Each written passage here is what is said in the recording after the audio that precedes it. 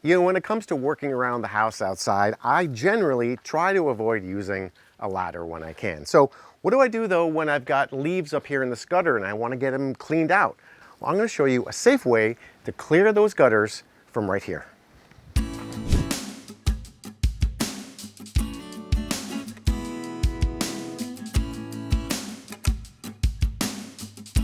Look at this thing. So this is an attachment that goes on to your leaf blower, and you can make it as tall as you want by adding different sections. So I have just a few sections on here.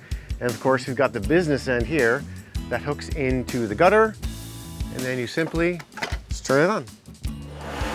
So I found the best way to do this was to just sort of move it back and forth along the length of the gutter.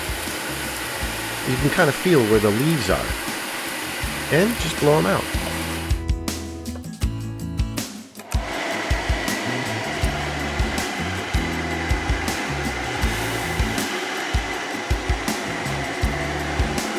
And just like that, you cleaned your gutters and you didn't have to use a ladder.